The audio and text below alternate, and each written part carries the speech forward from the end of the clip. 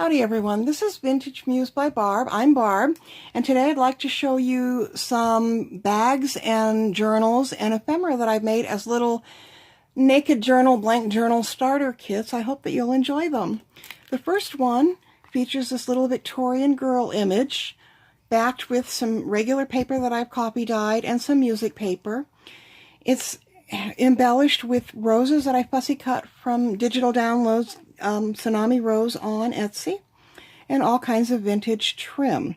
Of course, this is inspired by Lori Fusco, Girl on the Ridge, because her designs are so great and we all want to be her when we grow up.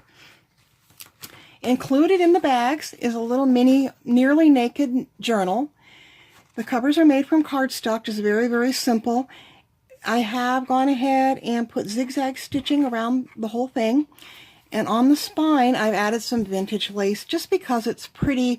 It may help reinforce it or not. It doesn't really matter. It didn't need it, but it's so pretty. And I just wanted to give you a nice little start.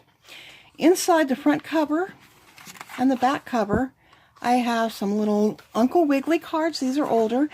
And I've sewn them in to act as tucks so you can put tickets, or I guess you could keep your change in there. This is tiny enough to go in a purse if you'd like. You can keep some ones there in an emergency, fold them up, or whatever you'd like to do. Each one of the booklets has a total of approximately 48 pages front to back, and they include printer paper that I've copy dyed, book pages. They have paper that's the pattern paper from paper pads, of course music paper, which is my favorite. Little glassine bags that I've copy dyed. One end is open because it came that way, and the other end on the other side, I've actually just taken a little tiny sliver off, and you can tuck all your treasures in there. Those are from A Tattered Dream on Etsy from Denise's shop, and they're just really cute. I love little things like that. I also have included a old recipe page from a cookbook, a pasta cookbook. More paper, of course.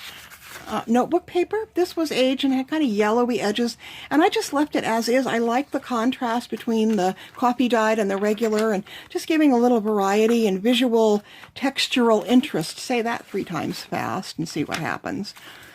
I think there's some ledger paper in here.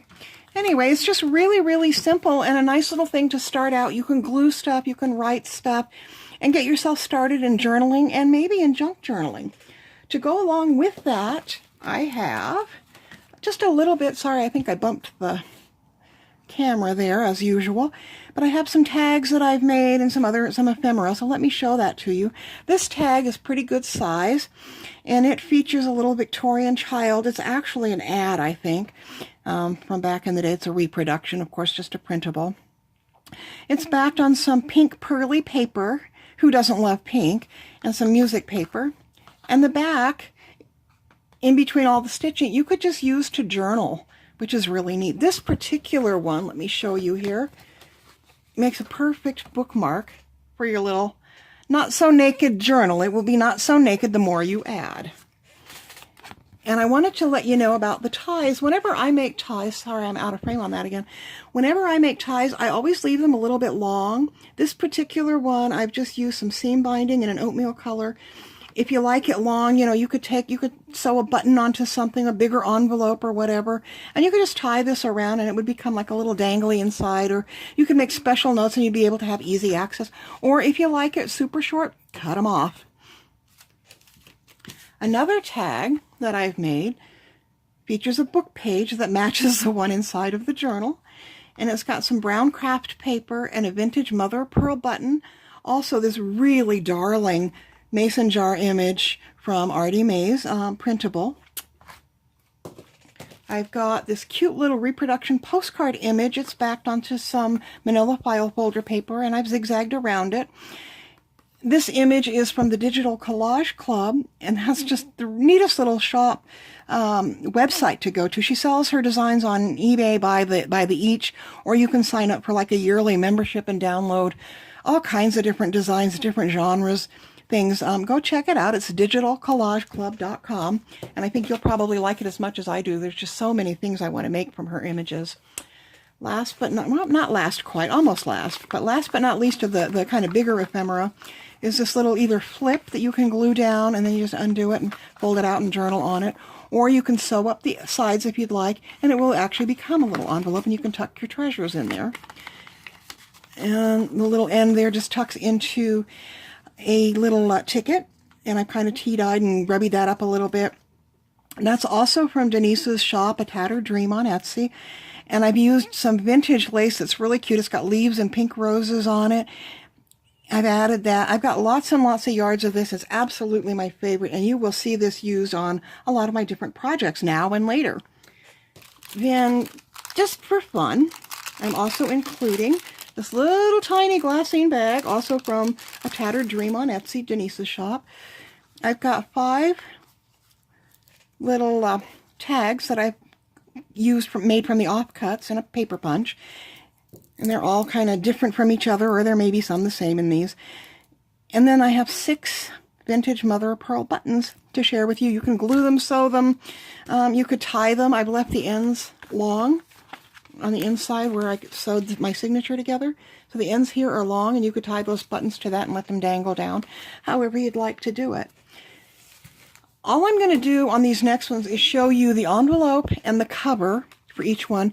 The innards are basically the same. There may be variations of the designs of the paper and such, but it has the same number of pages, the same types of paper, just little variations in color, and it's not exactly identical, but they are pretty much the same.